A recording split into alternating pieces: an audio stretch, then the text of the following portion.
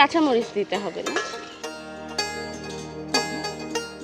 আচ্ছা, এরপরে কি দিচ্ছেন আপু? এলাচ আর দারচিনি আর 2টা তেজপাতা। ভাজা হোক, ততক্ষণ আমরা এই রান্নাটার গল্প একটু শুনে নিই। আপনি এই রান্নাটা শিখেছেন কার কাছ থেকে? এটা শিখেছি আমার আম্মার কাছে।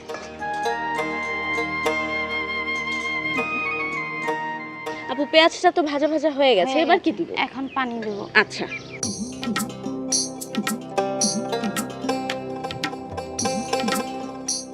পেঁয়াজ বাটা। পেঁয়াজ বাটাটা। আচ্ছা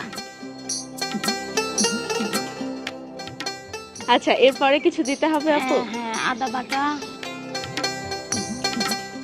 জিরে বাটা দেন, রসুন বাটা দেন। রসুন বাটা না? এখন মরিচ। মরিচ কি গুঁড়ো মরিচটা? হ্যাঁ, গুঁড়ো আচ্ছা। মরিচটা।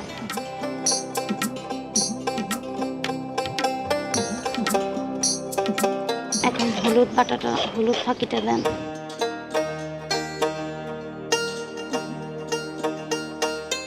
এখন আপনি সজের গুঁড়োটা দেন।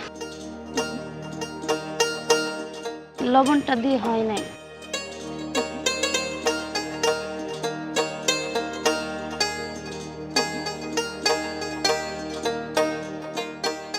একটু তেল আমরা যোগ করে দিলাম এর সাথে।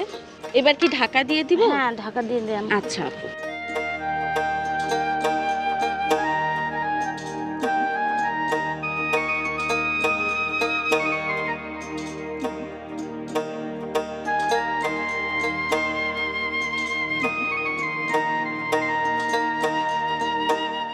কি অবস্থা আপু রান্নার? উঠাইয়া দেখি। বাহ, একদম তেল